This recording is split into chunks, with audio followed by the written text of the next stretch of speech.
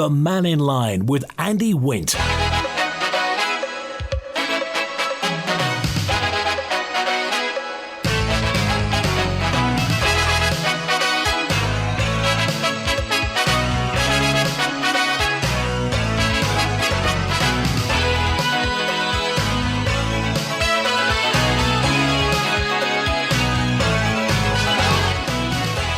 Faster Mai, good afternoon. Welcome to Manx Radio. You're on the air. Something to say? Something you'd like people to lend an ear to? Well, your voice is on by calling 66 13 68. Text 166 177. WhatsApp on the same number, but you'll need us in your contacts. And you can email studio@manxradio.com.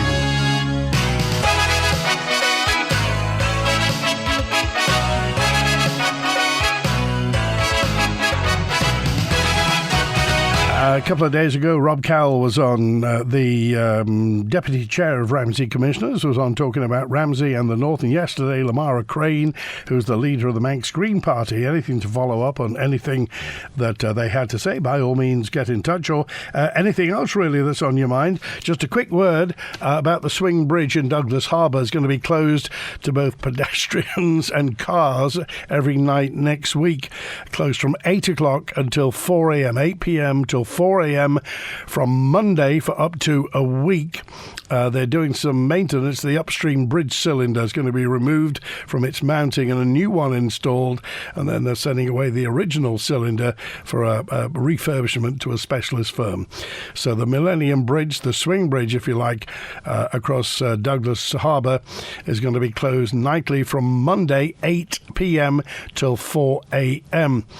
There's some daytime works as well, but apparently they won't affect road use. So just be aware of that if you use the swing bridge after 8 o'clock at night. It's going to be closed Monday to Friday next week. David's on first today. Hi, David. Hi, Andy. Listen, you need to get some Strepsils. I'll have to get you some of them. I've got everything here. Honestly, I'm like a chemist in here. Haven't you got private medical care with Manx Radio? Good. You need to use it. Oh, you're a very funny man. All right. I was going to talk about camper vans and abandoned vehicles that's left running around the island. Yeah. And I hope Bruce Hannay is still listening in, because the department, when Bruce Hannay was there as the chief executive type of fella, made decisions. And I want to know, when vehicles are parked, you know Belgravia Road in Onken, near the tennis course, yeah. That Onken Park, we're coming towards the summer. We've got the biggest vehicle there in the island, I think, camper van, who's got grass growing underneath, and the commissioners need to cut the grass now, but we need the guy to move the vehicle. And it's been there 8 months. I've got pictures going back 8 months that vehicle's been there, and it's attracting other camper vans who are a disgrace. I think shouldn't be on the highway. And I'm just wondering, is it the job of the Vehicle Testing Centre? I need some advice on this. The Vehicle Testing Centre used to come out, assess the vehicle and say, that's not fit for the highway. And I remember Bruce Hannay then used to say to the DOT team, put notices on it, and they would give them 20 days, and if it's not moved, they lift it and get rid of it. Strictly speaking, at the moment, is that vehicle breaking the law? Well, there is an argument to, I'll put the argument to the DOT too. It's sitting on an old taxi rank, and I've asked the question, has the taxi rank been extinguished in law, or does? You have to extinguish certain things. So if it's definitely sitting on a taxi rank, because I've got photographs, so it says taxi on the ground, and I've asked the question, and am I getting anything back from the DOI at the minute?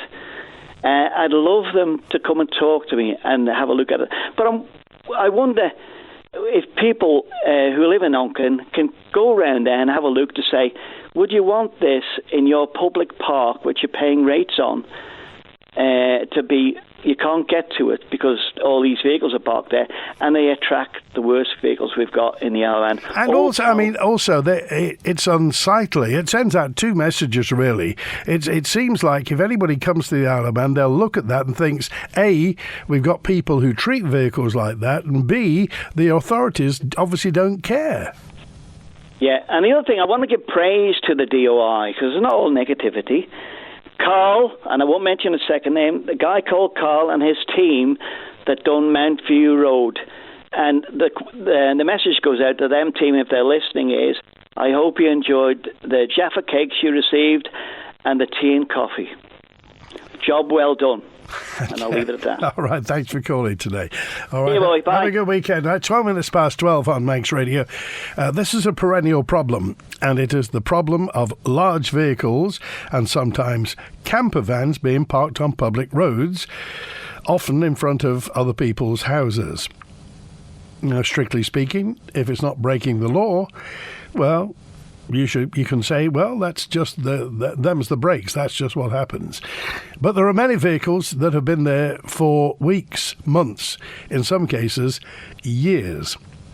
Now, if you're subject to that, if you've got one of these vehicles near you, how do you feel about it? Have you tried to get it sorted out? Have you chatted to the person who's responsible for it? What happened then? If you tried to get in touch with the authorities, what happened then? And next time you're around, just by Oncombe Park, have a look at that particular vehicle that David was talking about. It has got grass growing underneath it. Very green, very sustainable. But is it really what it's there for? Anyway, text, email, call and WhatsApp, whatever's on your mind today. I don't know whether you spotted the news that 4,600 people are on the list to join the NHS dentist waiting list. 4,600. It's up almost 400 compared to September last year, with some of those on the list having been there for 4 years. And perhaps that's you. Perhaps you've been sitting there waiting for an NHS dentist. The latest figures from Manx Care show there were 4,648 people looking to go on a dentist list as of the end of December, including 112 who were added to the list in December alone. Nearly 1,500 of those waiting to be allocated a dentist are children, while some of those on the list have been there for more than 4 years. Manx Care says it currently expects those joining the list to face a 7 to 9 month wait. Meanwhile, the healthcare providers announced it'll be able to start offering checkups at Hillside next week. Manx Care took over Hillside in December after Regent Dental walked away, handed back the contract. But so far they've been able to offer any non-emergency treatment. It's after a cyber attack on an IT system used by the previous provider prevented Manx Care from migrating data. So they've gone back to writing it down on paper. The practice will be offering checkups from Monday, this coming Monday, prioritising children and those who've been waiting a long time for their appointments. The Chief Minister's stated aim and the government's plan, the one that the Chief Minister says we should adhere to, and that's the future, says we need another 15,000 more people. Do you think they should be telling anybody who wants to come here, forget an NHS dentist? If you're going to move to the Isle of Man, take out a plan. Get Den Plan. Get a private dentist, because NHS just isn't on the list. It's as well, really, to be honest with people, rather than having them come here, then suddenly queue up for a dentist and get smiled at and say, wait. Initially, wait 7 to 9 months, and then could be anything. Lick your finger and stick it in the air. What does it say about us? In that the Chief Minister's saying, adhere to the plan, we need more people, we need more financial activity. But what's the plan to look after people if they are coming here, let alone the people who are already here who need an NHS dentist? But maybe it is time just to come clean and say, look, we can't cope. We simply can't cope. The better thing is, why not just give people a tax break on getting a private dentist? Then at least they'll be looking after their teeth, because it's always been said prevention's better than cure, because problems with teeth can lead to all sorts of other problems, not least in adults, heart problems. You've been trying to get on a dental list? Text, email, call and WhatsApp. Love to hear from you if you've got something to say on the subject. And also, we haven't had any big potholes. Had a few photos of potholes sent in recently. So if you've got a good pothole, then you can WhatsApp the photo to me. WhatsApp's a great thing for sending photos. And also, you can also send voice messages as well. Let's get to the lines again. Michael's on now. Hi, Michael. Yeah, hi. I'm not really used to speaking on Manx Street. Am I on the air? You're live on the air. There's only you and me listening, though, Michael, so don't worry about that. Okay. Yeah, I'm just bringing up about...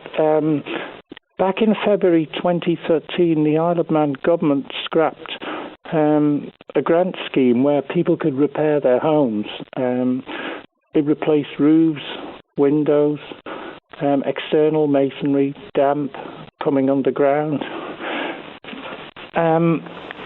In 2010, I found a pensioner in his house. He had freezing cold hands. Temperature was 1 degree centigrade, relative humidity 85%. In other words, he was dying in that house, and I had to sit there and bring him out of hypothermia. Anyway, I wrote to the government, and grants were given to him, and he got his roof repaired. He got the external masonry repaired, and he was able to live in his house for about 5 to 6 years before he actually died.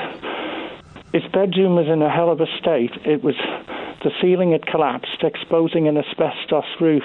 Now, I've spent 2 years, and I'm ill myself, but I spent 2 years writing to this government and getting absolutely nowhere. I explained that this man was close to death. I explained how it saved him. And to repair his house cost about £9,000. And as I say, he was able to live in his house for about 5 or 6 years before his death. Who paid the bill? It was actually a government grant. Well, it was 2 government grants. The external masonry was so wet that if you put a hole in it, water would flow out. The roof was made of asbestos. I've been writing to many members of the government, about 50% of the MHKs. And you've got Dr. Alex Allenson, who doesn't answer anything properly. He just says, I won't reinstate the grants. I found out that being exposed to an asbestos roof above a bed, where the ceiling had collapsed, he couldn't go to bed. That's why he had to sleep downstairs. His bed was covered in plaster. Being exposed to an asbestos roof can cause melasthemia, which is like an aggressive form of cancer, which attacks most of the body. And I just get a wall of silence. So, I mean, don't tell us the address, but whereabouts was the house? Which area? Oh, yeah, it was in the Foxdale area. Right. And obviously these grants have now stopped, and so obviously you're the person you were looking after got the benefit of the grants. And it helped, yeah. So what I'm concerned about is, it's now the year 2024. We're talking 11 years after these grants were stopped, and I've been writing for 2 years asking them to be reinstated, not for my benefit, but for the benefit of others. I asked Sarah Maltby, for example, and Dr. Alex Allenson, they both came out with the same answer. What would I do if in 2024 I found a man in the same position, and the answer I got was call 999 and inform social services? Now, my point is, if I rang up 999, he would have been hospitalised. If he'd been taken to hospital, he would have been released, and then he would have been put into care. And as we know, care homes cost about £1,500 per week. Yeah. Assuming he lived for 5 years, you can add that up. It's a hell of a lot of money. Now, my method was bring him out of hypothermia, save his life, obtain grants, get his house repaired, and he lived like 5 or 6 years in that house with no real problems. It took about 2 years to dry it out. That's how wet it was. But you've got the government now, they will not reinstate those grants. They've only got green living grants, and I have to tell the government that green living grants don't address a house that's got water coming into it from all the MHKs you've written to, Michael, what was the best reply you got? Well, Jason Morehouse is not bad. He's tried to, I don't know if he's going to table a question, but the answers I got was, Stu Peters says, why doesn't he sell the house? So I had to say, well, why didn't he sell the house? I mean, and move somewhere else. I said, because you can't sell a soaking wet house and then raise the funds from that to be able to move to another place. Good point. To which he responded and said, why don't I see my own MHKs? I've got to buzz off now. I've got to see my constituents in Middle. I couldn't believe this. And then, anyway, trying to see my own MHKs is another one. What's her name? Kate Lord Braddan sent me a manifesto in 2021 or thereabouts that said, I care about people living in the damp, page 7 of the manifesto. And I've written to her for like 2 years, roughly speaking, and not once has she ever replied.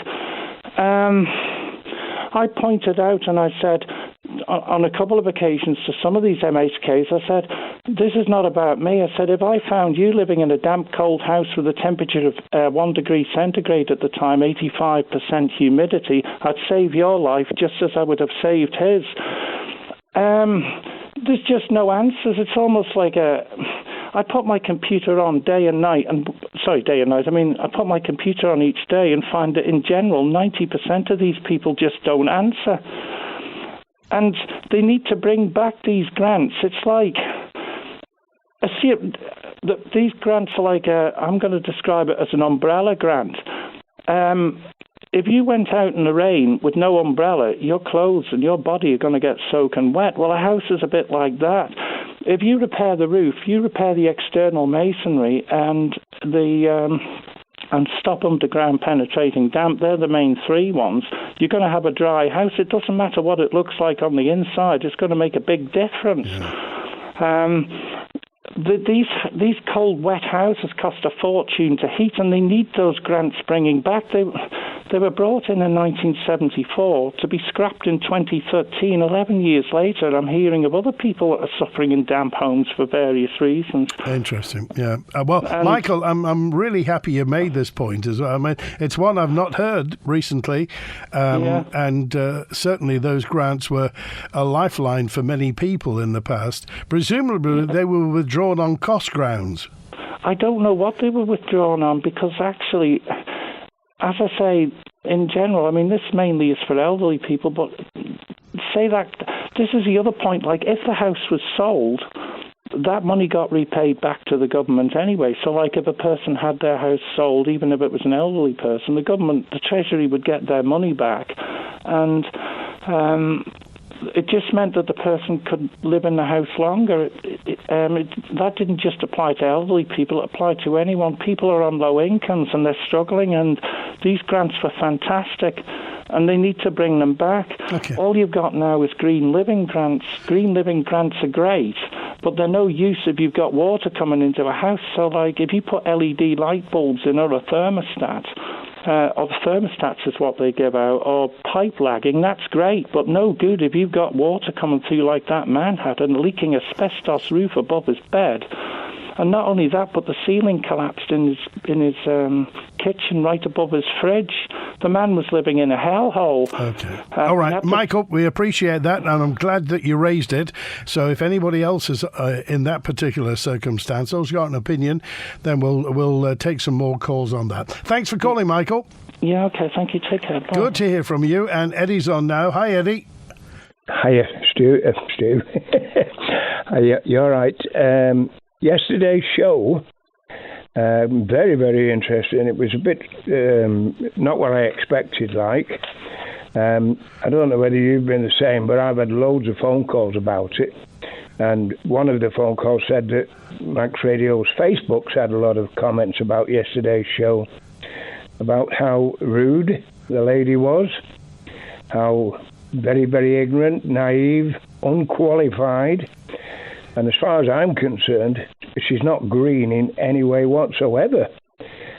A couple of her comments were she was for the wind farm, even though we pointed out about the Amazon getting chopped down to do all these things and everything, not recyclable. She made one comment saying they are recyclable. Well, I don't know of that. All as I do know is that there are companies working on trying to recycle them, but they're not recyclable. The other thing she mentioned was if they go ahead, we'd have some backup with battery systems, lithium. Is she fully aware of the slavery that's going on to get those mines and the stuff out of it? She seemed very naive about everything. I don't know what... I don't do Facebook, but you do, Andy. And is it true that your Facebook has been full of comments about yesterday's show? Well, we've certainly had some comments, but I mean, she's the leader of a political party. I'll be very surprised if she didn't have opinions. In fact, she wouldn't be much use as the leader of a political party if she didn't have opinions. And in this situation, nothing's black and white, Eddie, is it? Well, I thought we'd tried to point all this out over the last few months. I mean, yesterday's show reminded me of when you had the Wildlife Trust on. Now, green is green. I don't know whether it's... one of the comments I had from the phone call was it's very, very suspicious. Are the government getting at everybody or what?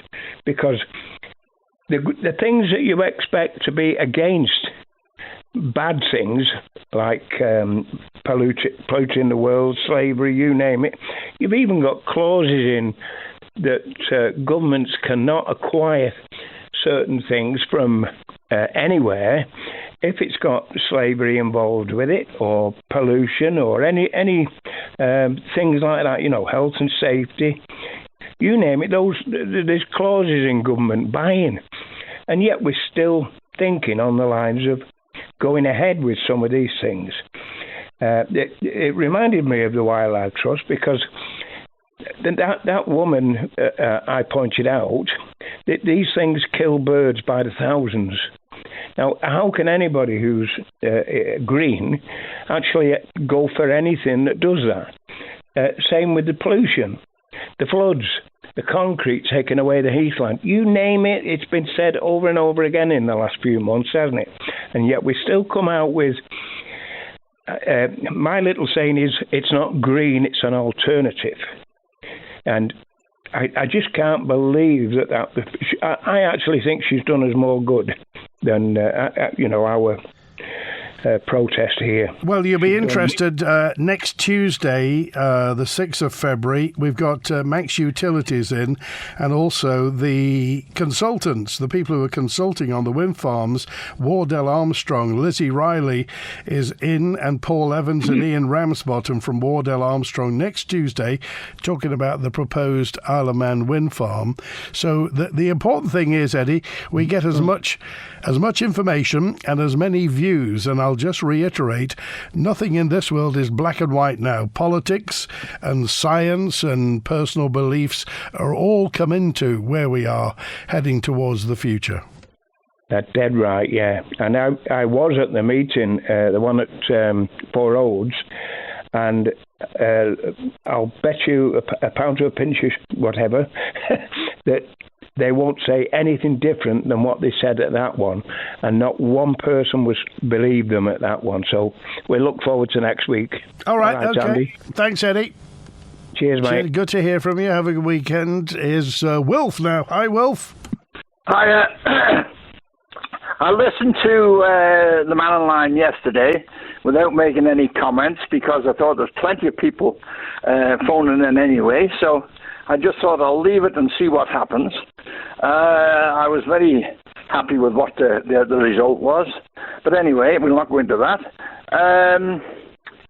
I was talking to both our Ramsey MHKs the other day, and I asked them a question.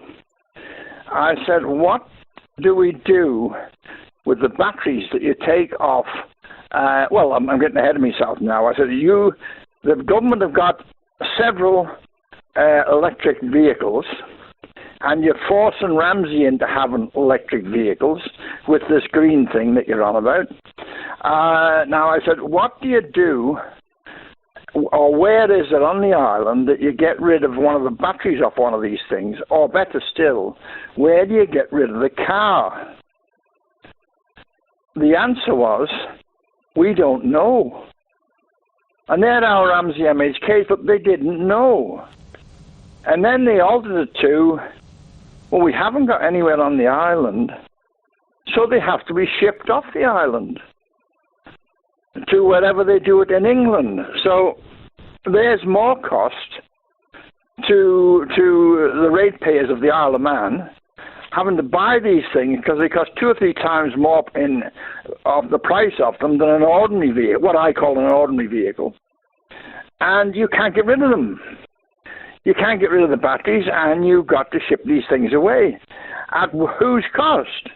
If it's a private one, it's for the private person to pay to get his car or whatever shipped away. If it's government one, the government pays, but then we pay. Anyway, let's forget that a minute. There was also mentioned the progress on the harbour wall around Ramsey. Yeah. Now, I've already told them what to do with that, but of course, I've got no letters behind my name, so I've only got the experience, you see, but they don't take any notice of that. A 2-foot wall, that will do the job. And if it ever did get over top of that wall, well, you add a piece to the wall. But the thing is, we're talking about, or government are talking about, a 1.4 metre wall round the harbour. So that means any kid in a pram, anybody in a wheelchair, anybody going past in a car cannot see the harbour anymore. Right, just forget that for a second. When you put a wall one side of the harbour, what happens to the other side of the harbour? There's no mention of anything over there, shipyard side. So it would be nice if somebody would come on and explain where the water goes. What's going to happen? What do you think? Water finds its own level. It's got to go somewhere. You put a wall one side, you've got to do something the other side. And it's a little bit difficult the other side because you've got the shipyard.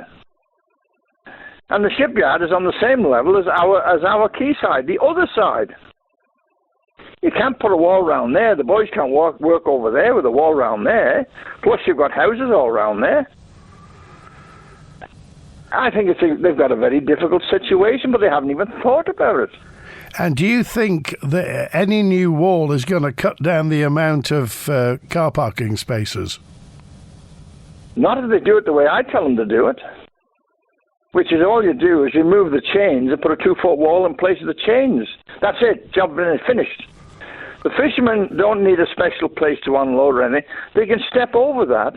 Normally they pull the posts out and the chains out so they can get the wagon close enough. But the wagon can get close enough anyway because some of the boats have got a high up on anyway, but the one that takes the scallops off and all the rest of it, they've got high ups on. They can rig that up. But you can actually step over the wall, or you've then got a seat all the way down that side for people to sit on and enjoy their drinks, look at the harbour, whatever it is, and the flooding is finished on the town side. It will not flood anymore, apart from it coming up grids and coming up into cellars. But it won't come over the top anymore because it never reaches, if you look at pictures of it, and I've got loads of photographs, if you look at it, when the flood is on, it never gets anywhere near the dip in the chains. And that's about, I don't know, 18 inches. Yeah. Never gets anywhere near. 2-foot wall does the job. And the thing, in fact, is, it's so much cheaper. It only costs a fraction of what they're calling it. It started off at 2.4 million or something. Now it's up to, 6 or 8 million or something. Of all the time they're talking and drawing plans and people getting paid to draw stupid plans up in governments.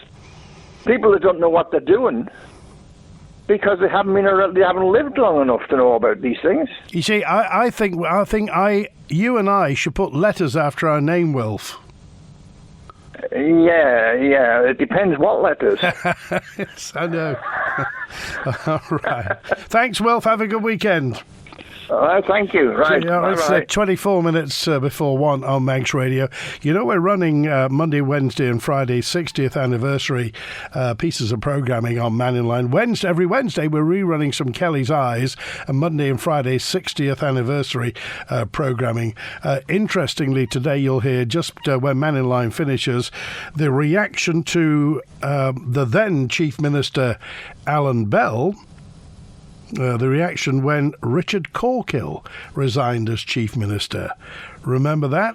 It's on after Mannin Line today. This is the Isle of Man talking. The Mannin Line. I wish I had a better savings account. Did you hear about Skipton International's great rates for their savings? No, tell me more. Skipton are currently offering a 5% AER fixed rate account maturing 14th of March 2025. Wow, that's a really good deal. It's no wonder Guernsey's bank Skipton International offers some of the best rates around. For details of all Skipton savings products, call 01481 730 730 or visit skiptoninternational.com. It's time to switch to Skipton. No withdrawals allowed until maturity. Interest is paid annually and upon maturity. Skipton International is licensed to take deposits by the GFSC and is a participant in the Guernsey Banking Deposit Compensation Scheme. See dcs.gg. Sarah always admired her father's strength, but as years went by, she noticed subtle changes. His once sharp memory began to fade. Dad, you forgot our Sunday lunch again. With Man Benham, Sarah found a way to ensure her father's assets and dignity remained protected. Now I know Dad's future's secure, no matter what. Protecting tomorrow's peace of mind today. Learn more at manbenham.com or call us on 639 350. Share the love with ShopRite. Whether it's chocolates and fizz or a romantic dinner at home, we've got all the ingredients you need for the perfect Valentine's Day. Dairy Box and Black Magic, just £5 per box. Lindor Truffles at £4.25 and Di Maria Prosecco, 3 bottles for £27. From the 7th till the 14th of February, our larger stores have succulently shareable tomahawk steaks at £7.25 per pound and fillet steak at £13 per pound. So share the love with ShopRite this Valentine's Day. Having secured their first win of 2024 last weekend, can FC Isle of Man get the job done again when they return to NWCFL Premier Division action this weekend? The Ravens are back at the ball once again this Saturday, with Skelmersdale United the latest to head to Manx Shores with a point to prove. Join me, Rob Pritchard and Tony Mepham for FC Isle of Man versus Skelmersdale United, kicking off at 6 p.m. on Saturday. Manx Radio will be providing full live match commentary on our DAB and AM 1368 channels. Live coverage of FC Isle of Man on Manx Radio is supported by Selton, investing in our community. The Mannin Line with Andy Wint. Let me just correct myself. At the time, Alan Bell was Treasury Minister, but after Mannin Line today, so the resignation of Chief Minister Richard Corkill in 2004. It's 20 years ago, and the reaction of the then Treasury Minister Alan Bell. And I hope you're enjoying the 60th anniversary memories that we pepper throughout the day on Manx Radio. Interesting. We've got all the tapes. That's the one thing we do have. Miles and miles of tapes. Thanks also to, regarding the couple of programmes we've had over the last days, Rob Cowell on Wednesday, and yesterday was Lamara Crane. No wonder people are sceptical of climate change when you hear claims that our per capita emissions make us third highest in the world, and that wind turbines can be recycled, says G on 313. Again, we come to opinions and fact. And where do you start? Where do you go? There are facts for absolutely everything. There are facts for both sides of an argument. And then there are people's opinions. The best way is to tell us your opinion by calling 66 13 68. Text, email, call on WhatsApp. And just a quick word, meet your MHK tomorrow, Saturday 3rd. There's an MHK political surgery for Garth Commissioner's Office, New Road in Laxey from 10:30 to midday. Meet and talk to Daphne Kane and Andrew Smith, MHKs for Garth. And also I think Garth Commissioner Tim Kenyon is going to be there. Drop in 10:30 till midday and have a chat with your MHKs and Commissioner as well. The guy yesterday stated that the ozone layer problem had gone away on its own was wrong. We dealt with the depletion of the ozone layer because of CFCs. We got rid of them from fridges, so it was if you like, people did be,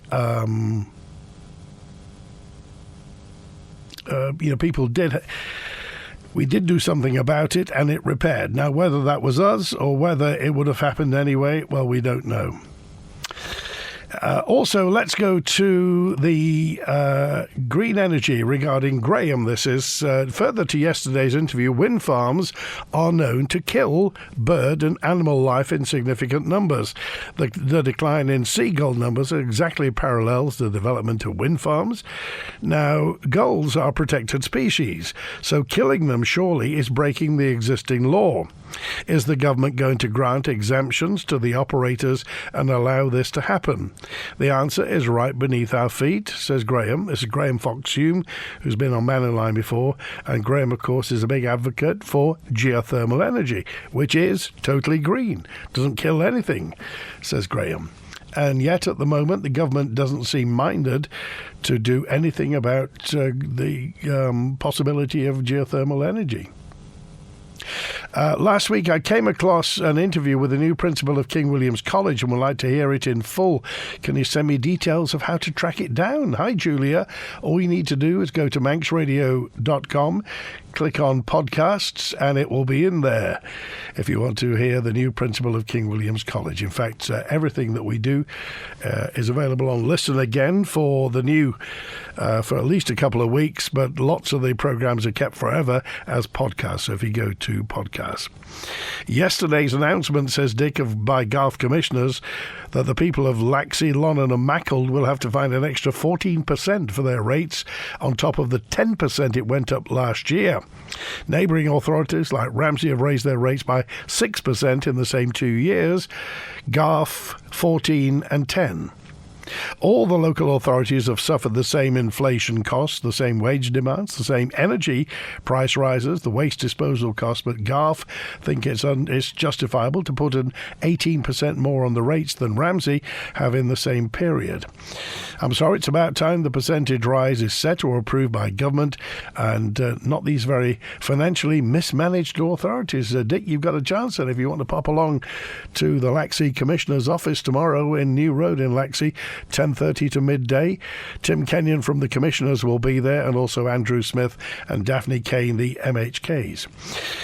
Thank you. 278 said, I reported an untaxed car where I live, been sat there for 6 months, not moved, not taxed, absolutely nothing done about it. Texter 278. Now, how long does that have to go on before something is actually done about it? It's not just Belgravia Road in Onken that's got a problem. Leaney Road in Ramsey is a graveyard for vans. Builders buy them, tax them, use them as storage units. I bet if an MHK or MLC lived there, they'd be moved. This has been mentioned many times, that knackered old vans are often used really as storage units. It's not strictly against the law, so quite what you can do about it, perhaps it's a planning issue. Just to clarify, says David, the present operation of the meat plant is under the control of the government, and that the Farmers Cooperative, the FMA, who operated it successfully for over 50 years, haven't been operating it since 2017. The government now operates the meat plant, says David, just to get that on the record.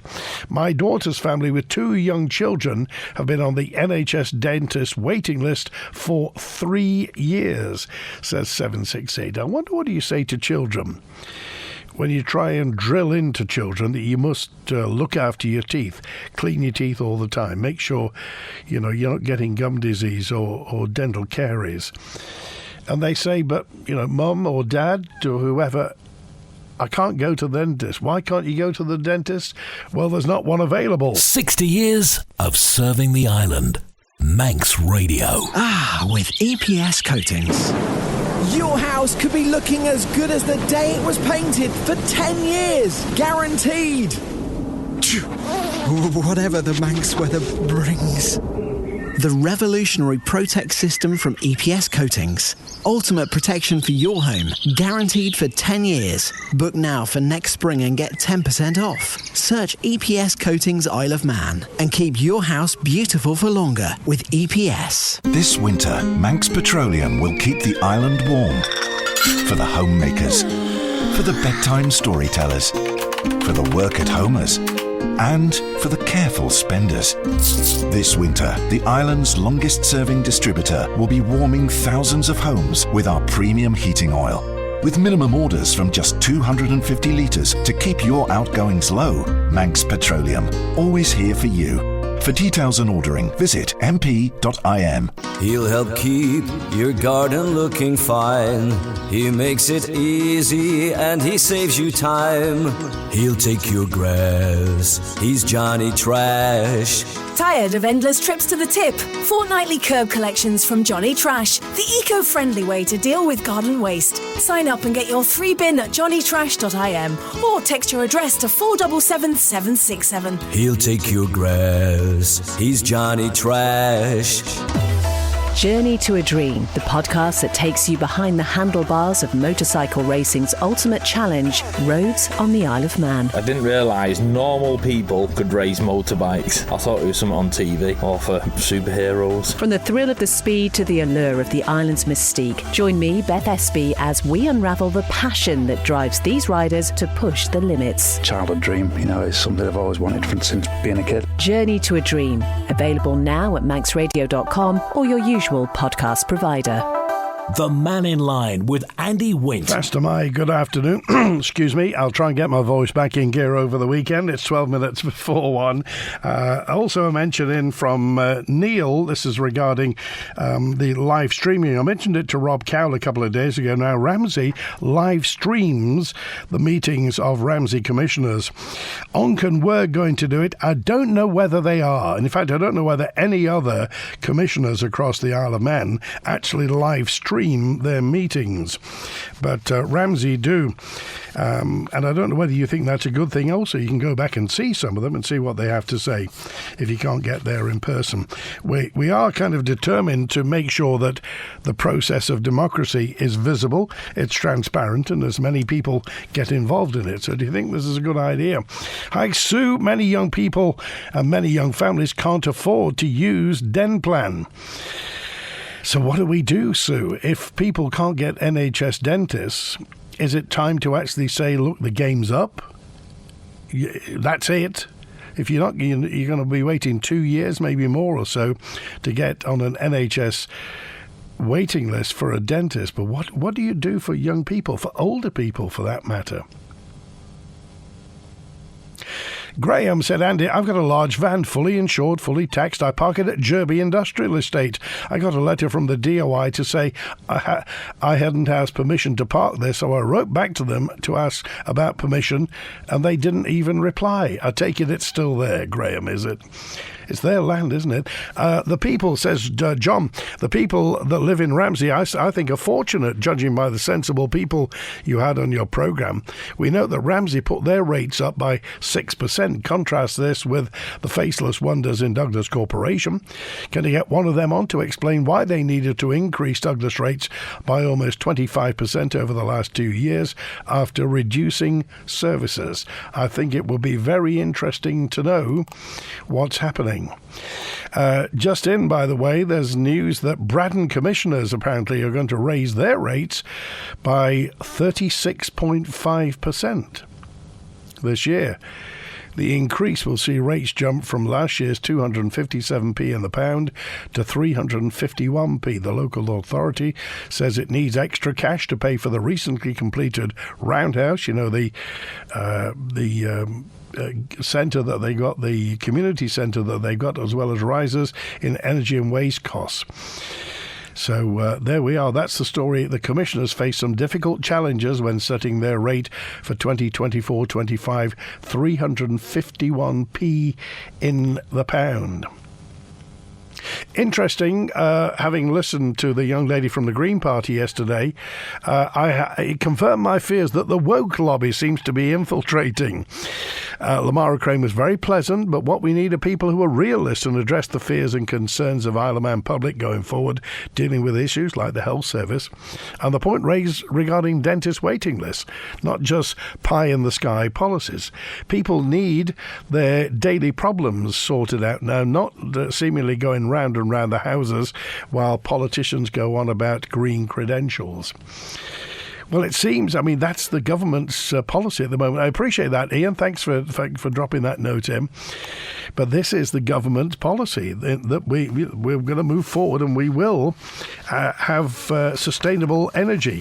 So just to point out, as I say, we're open line on Monday, but Tuesday with Manx Utilities and Wardell Armstrong. Wardell Armstrong are the consultants who are helping look at the potential wind farms in the south of the Isle of Man.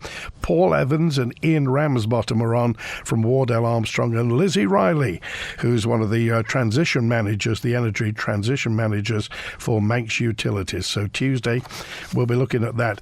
You'll have noticed that we're getting MHKs on from various constituencies, and that's purely because we're halfway through this administration.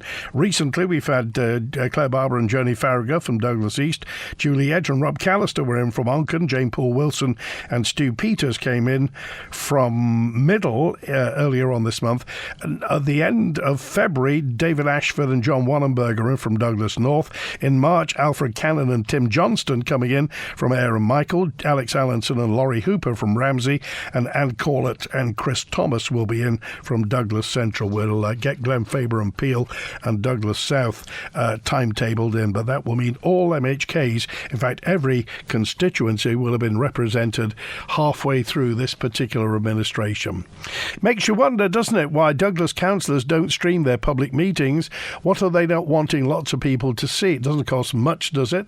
Live streaming, Manx Radio manages to do it from on your budget. Thank you, Andy. Well, again, that's something you have to put to them. Ramsey seemed very happy to do it. Ramsey are more than happy with live streaming their meetings. As for the rest, we're often told to believe in science, says G. Science has just claimed new planets look like Smarties. Again, it's opinion, it's fact. What's opinion and what's fact? I'll tell you what is absolutely true.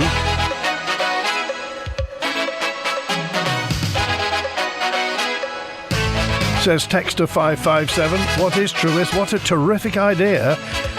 Buy a knackered old van, tax it and use it as storage. You've given me an idea. Thank you for that. Lamara Crane was very right. Was very I'm right, you're wrong yesterday, says Paul.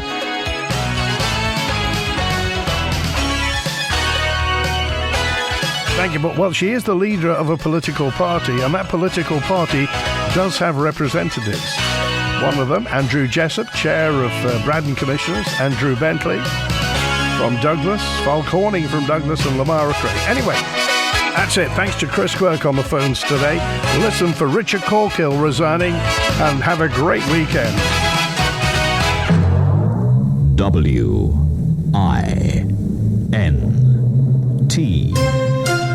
60 years serving you as the nation's station.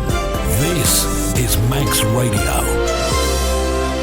Manx Radio has been on site for a number of dramatic political occasions, few more so than in 2004 when the then Chief Minister Richard Corkill resigned after he and his wife had been interviewed over allegations in connection with grants paid to them by the Department of Tourism and Leisure.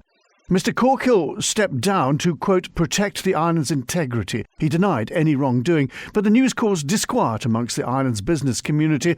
It was the Treasury Minister, Alan Bell, who, at a gathering of that community, sought to reassure. I did think, though, it might just be opportune, just for a couple of minutes, to say a few words about what has happened in the last couple of days, to try and reassure the business community in particular as to what, in fact, is going on.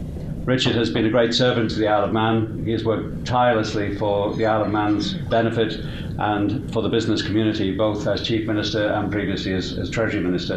And I'm sure many of you will have had experience of working with him and will echo my sentiments when we say how sorry we are to see how the events unfolded over the last couple of days. But what I want to reassure you all today is, in my temporary role as Chairman of the Council of Ministers, is that the show goes on. It is desperately sad that Richard has resigned, but that is only one politician that has left the scene for the time being. And I want to reassure you that the policies of government and in particular the strategies which I think we're all signed up to in relation to taxation, to the economic development of the island, and to the social development of the island, remain firmly in place, and there is no prospect of them being changed. So I am aware that there has been concerns expressed that there may be a change of direction now, that perhaps some of the taxation policies may not be implemented in the way we all anticipated. But I just want to give you the reassurance that nothing has changed on that front, and I am sure, given the early names anyway that are in the hat for the replacement Chief Minister, that because of the overwhelming support that Tynwald has given to those three strategies over the last few years, and the long-term commitment of Tynwald towards developing a prosperous and caring society, that whoever is appointed as the new Chief Minister, the policies, the underlying policies, will remain in place. Part of island life for 60 years. This is your Manx Radio.